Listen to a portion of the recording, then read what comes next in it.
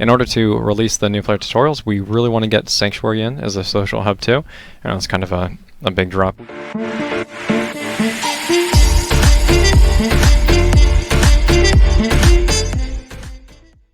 Hello and welcome, ladies and gentlemen, welcome back to the channel. I'm Faber1, your Planetside 2 guru as usual, and today I'm going to talk about the Sanctuaries. Faber, what are Sanctuaries? Good question. Wrel mentioned them very shortly in the last developer stream last Thursday, and we do not know a lot by now. According to Wikipedia, a sanctuary could be a holy place, a room for prayer. It could also be a music album made by Gandalf in 2009. But my closest guess would be more like a Planetside 1 sanctuary. Just to refresh your memory, in Planetside 1, sanctuaries were miniature continents that each of the three empires owned, that only that specific empire could have access to. They were primarily used for staging areas, for raids and outfits, as well as a safe place to go away from your keyboard, so just to go AFK for a while. Sanctuaries contained all the resources available throughout the game, such as respawn facilities, vehicles, air terminals, implant terminals, equipment, certification terminals, lockers, a lot of those things. The sanctuaries used to be composed as a single staging area with all of these resources, but due to the crowded population they were eventually enlarged to 3 different staging areas on the sanctuary continent. They were called Hard A, Hard B and Hard C. The 3 halls were linked by teleportation pads, and a hard shuttle would dock in each of the main hall buildings that players could board, which then would shoot them down over a contested area in a drop pod. Really, if I listened to this, I was like, the hell, this sounds actually kind of complicated and kind of extensive for Planetside 1. So what do they want to implement into Planetside 2? Because it's not yet a part of Planetside 2, it's still work in progress, right? First of all, we need to understand that many single elements from the sanctuaries in Planetside 1 are already a part of Planetside 2. I would say, for example, that the VR training room, the virtual reality room, and the courtier and even the warp gates are actually kinda like the sanctuaries. You can't get killed over there, you can't test all the different weapons, all the different implants.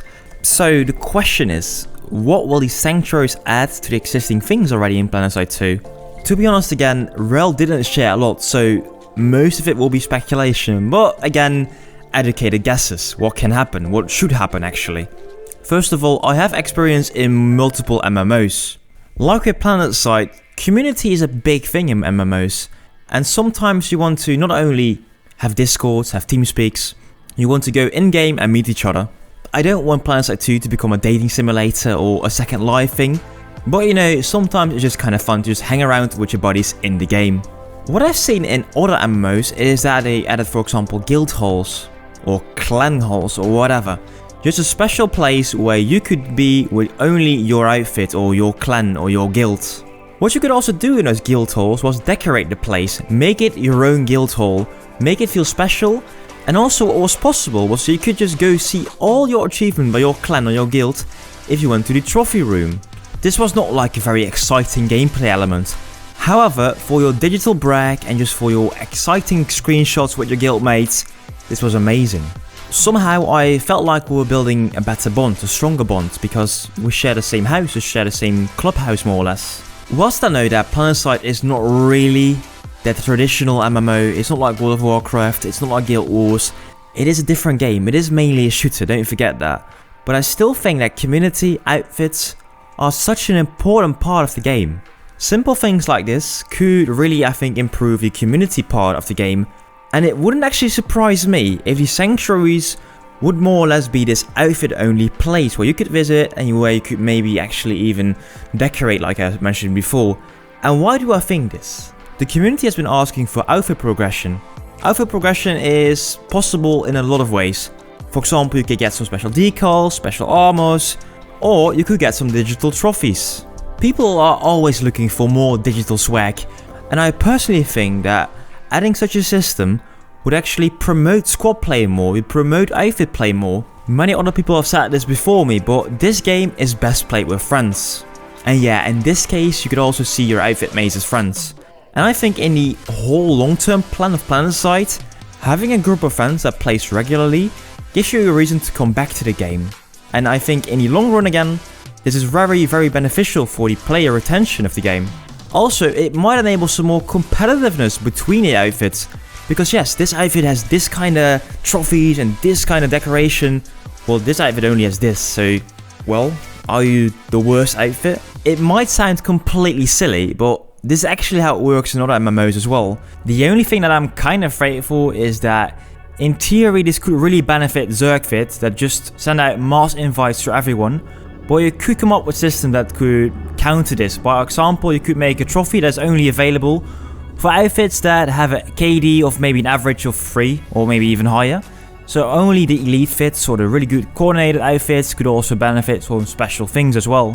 Since I do every month a special outfit spotlight, so an interview and a lot of video footage for one outfit, I tend to be kind of neutral towards outfits. So there's also no outfit I play regularly with. So I don't know if my point of view makes sense, because I simply do not know what you guys want to see with outfit progression. And I think it's also kind of hard for the developers. What do you guys want to see with outfit progression? Please let me know in the comments down below. And of course, if you want to see those outfit spotlights, don't forget to subscribe to the channel as well. But okay, my first idea for the sanctuaries is like guild halls, like I mentioned. But of course, there are other options as well. Another possibility would be a big rework of the existing virtual reality room. But I don't know if that's going to happen. And some people might be suggest that, well, they can also just remake the warp gates, make bigger warp gates, change the warp gates completely. But that seems very unlikely to me, because that will mean you need to change the maps. And if you change the map, if you change the spot, you apparently need to download the whole map again. And we just had a re-download with the DirectX 11 patch, so I don't think that the developers want to do that one more time. Just as a final thought, I think things like leadership rewards are more important right now than sanctuaries. From what I have heard, the leadership tools were a lot better in Planetside 1. So instead of resurrecting the sanctuary from Planetside 1, why not think about picking up elements again from Planetside 1 in the leadership department? Nick Silver made it very clear that he thinks that mentor squads are very important to teach new players new things. And I think to motivate more leadership, motivate more mentor squads, good leadership tools are more important than a sanctuary. Don't get me wrong, if they can do both, of course they should do both. But I know there is a small team that are limited resources, so they probably need to pick one of those two things. Moreover, what they first need to do actually is finishing the new player tutorials, because that is also a work in progress right now. There are so many more important things that still need to happen. But I'm kinda glad that they still think about the community, because community is a very important part about Planetside 2. And sanctuaries could help improve the community feel. I mentioned this before in previous videos, but when Planetside Arena is going to launch, there will be two groups. You will have the Team Deathmatch modes Planetside Arena guys, and you will have the more community-driven platoons, squads, and that will all be part of Planetside 2 still. Having the sanctuaries and other community-driven stuff will make sure there is a bigger difference between the two games. And yeah, this is actually pretty important, because a lot of people are afraid that Planetside Arena will more or less steal players from Planetside 2. But if you really show this is targeting these players and this is targeting those players, then probably it won't be that big of a deal. We will have to wait and see though, but sanctuaries sound kinda promising. Anyway, I'm Faber1 and I will see you soon with some more content.